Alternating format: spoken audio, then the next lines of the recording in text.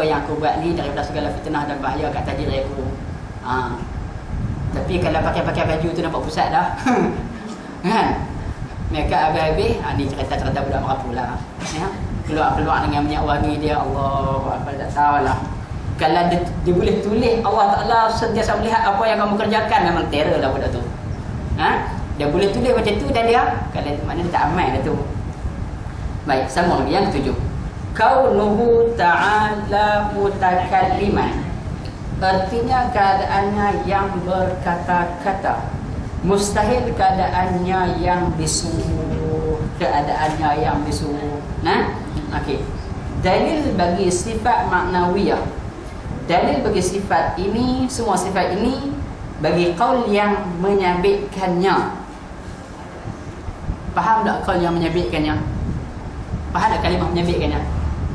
Maknanya kan kita belajar tadi ada dua pandangan. Satu pandangan kata sifat maknawiyah tak wajib tahu kan. Satu pandangan kata wajib tahu. Jadi bila ada pandangan yang menyatakan menyabitkannya, maknanya pandangan yang kedua lah yang menyatakan sabit adanya sifat maknawiyah. Adanya sifat maknawiyah ni adalah diketahui daripada segala dalil sifat ma'ani yang telah lalu. Rupanya mana-mana dalil yang ada pada sifat ma'ani, dalil itulah yang dipakai pada sifat maknawiyah. Sebab ma'ani dan maknawiyah tak boleh pisah. Faham tak? Tak boleh pisah. Kalau kita ambil maknawiyah saja, buang ma'ani, habis. Kita Allah Ta'ala itu qadir, Allahu qadir, zat Allah Ta'ala berkuasa, tapi kita buang sifat kuasa daripada dia, boleh tak? Tak boleh. Macam tu lah. Jadi setakat ni kita masuk selakah lagi. Saya nak benda yang tak nak. Bismillahirrahmanirrahim.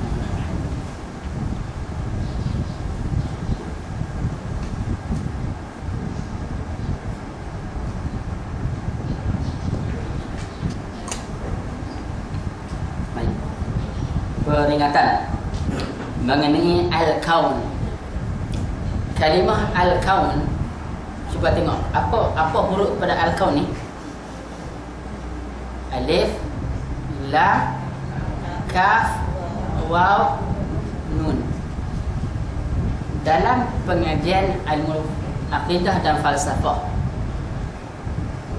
al-kaun ini membawa kepada dua pengertian. Tak usah tulis lagi, dengar dulu. Saya dah faham betul baru tadi. Kalau dalam perbincangan falsafah, al-kaun bermaksud alam ini, alam dunia ni, itu bermaksud al-kaun. Alam ni dipanggil al-kaun. Dan di sini dalam ilmu tauhid, al-kaun, perkataan al-kaun membayangkan satu keadaan dan kelakuan yang ada pada zat Allah Subhanahu Wa Taala. Sebelum saya masuk ni lah, saya cerita sikit dulu supaya apa? Kita senang faham saat ni keadaan dia. Baik. Anda hendaklah mengetahui bahawa al-kaunu qadiran. Al-kaunu qadiran. Okey. Al-kaunu muridan. Nampak ada beza tak dengan yang atas tadi?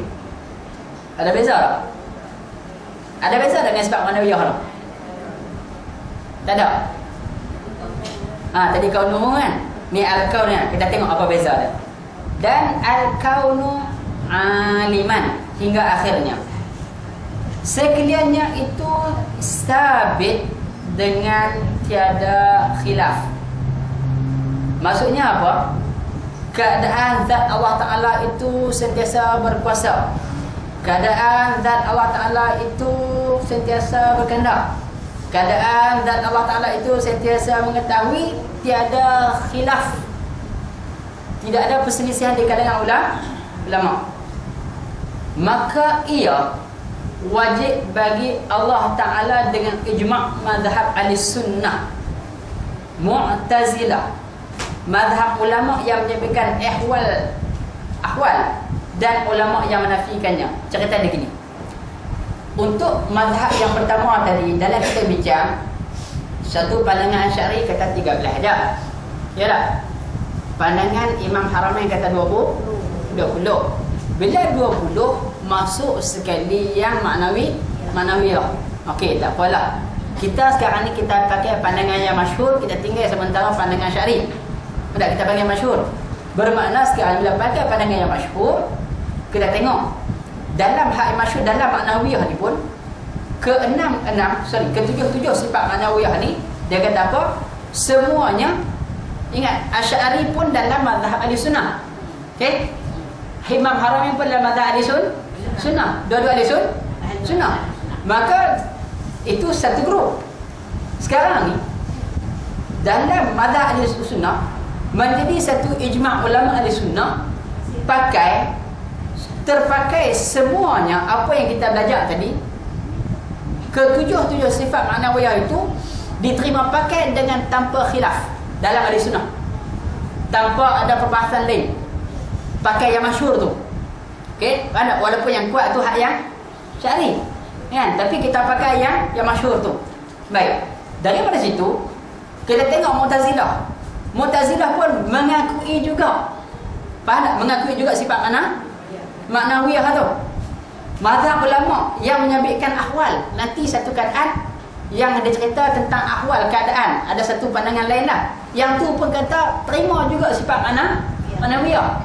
Seseolah kalau kita fikir dari nak lawan pandangan dari sudut jumlah orang, kalau Imam Asy'ari ni, faham tak? Sebab Asy'ari 13 dia seorang. Hak dia tu ramai kalau dari segi majoriti lah, tapi bukan macam tu kiranya. Cumanya senang habaq semua ulama mazhab yang dalam masalah tauhid ni, akidah ni menerima pakai sifat maknawiyah. Okey. Baik. Dan ulama yang menafikannya habis. Sesungguhnya khilaf itu hanya pada keadaan beberapa sifat, sama ada ia lebih atau tiada. Oh, yang ni kacau ni. Atas segala sifat ma'ani itu, bahkan ia perkara i'tibar jua. Artinya ia beberapa perkara yang diiktibarkan pada fikiran jua, bukan di luar fikiran. Kita tengok 27 dia kata apa? Sebelum kita nak pergi panjang lagi, katanya tiada di luar. Artinya dengan sekira-kira mungkin dapat dilihatkannya. Maknanya kalau benda di luar tu dapat dilihat. Sekarang ni dia kata apa kat sini? Dia kata artinya, naik patah balik atas. Artinya ia beberapa perkara yang diiktibarkan pada fikiran, di dalam ke di luar. Sekarang ni dia sebut diiktibarkan pada fikiran juga. Sekarang macam ni, ada beberapa perkara, contohnya sifat maknawiyah ni. Ada sifat maknawiyah pada Allah, ada, tapi dia duduk di dalam fikiran manusia yang memikirkan ini ada sifat yang wajib bagi Allah. Ini ada sifat yang wajib bagi Allah. Tapi di luar ada tak? Boleh tengok tak? Tak boleh tengok. Kesan sifat kudrah boleh tengok. Cuma sekarang ni kalau kata, kan kita dah bincang tadi, datangnya sifat ma'ani daripada ada di sifat kudrah. Datangnya sifat maknawiyah daripada sifat ma'ani. Tak ada sifat ma'ani, tak ada sifat maknawiyah. Faham tak? Segala apa yang ada pada sifat kudrah yang kita boleh nampak kesan kehebatan Allah Ta'ala ini, kan? Kita boleh nampak dengan jelas, kan? Cuma keadaan itu yang ada pada zat Allah kita tak boleh tengok. Faham tak? Keadaan sifat maknawiyah yang ada pada zat Allah tak boleh tengok. Cumanya kita nampak pada hak ma'ani sahaja. Tu yang disebut di perkara iktibar yang ada dalam fikiran kita, bukan di luar. Cuma kita simpan dalam fikiran kita. Kalaulah Allah Ta'ala tidak sentiasa berkuasa, apa jadi? Tu dia. Ni kita letak dalam kepala kita ni. Jadi belajar mula dah masuk peringkat falsafah ni, kena mula berfikir